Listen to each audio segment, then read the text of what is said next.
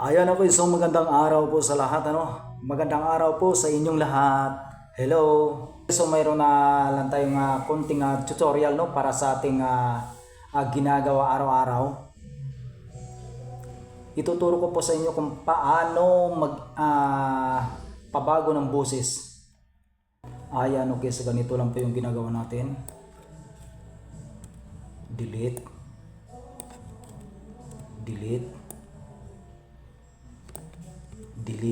Ayan, okay, so yung mga lampas, delete natin. Tanggalin natin yung mga hindi na kailangan. Ayan, then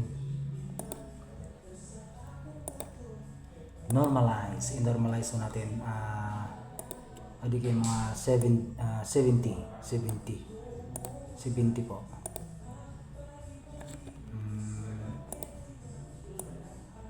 70. Oh, negative 3.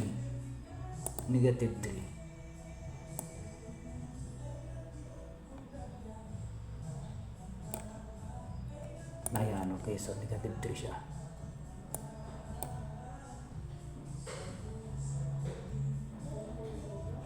Yan, negative 3. Apply para hindi siya masakit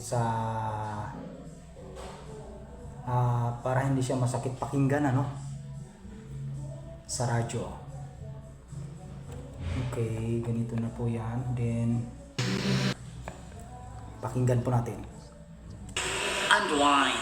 Listen to the music together with your number one radio station, Radio Kalula News FM. Yan po yung raw voice natin, Ayan po yung hindi pa na edit. Okay, editin pa natin, ayusin natin. Kuha tayo ng mga basic lang, hindi siya masyadong maraming effect. Ayan, okay, sige, ito analog. Ayan, natin pause natin, then kunti pa, lakasan natin ng kunti. Ayan, okay. Sige, okay, sige. Ayan, okay, so balik punta na po tayo sa may multi-track.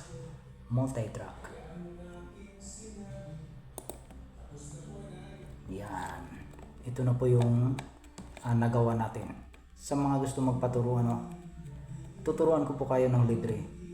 Ayon lang po sa nalalaman ko, dahil hindi naman pa ako totally magaling. Yung mga nalalaman ko lang, ituturo ko sa inyo.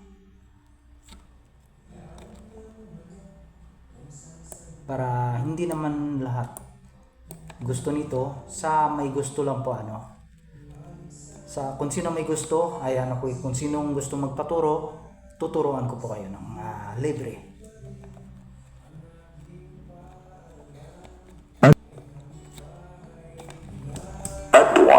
Ayan, okay, so yun, yan yung na-edit na po natin, Together with your number one radio station, Radio Kalula News FM.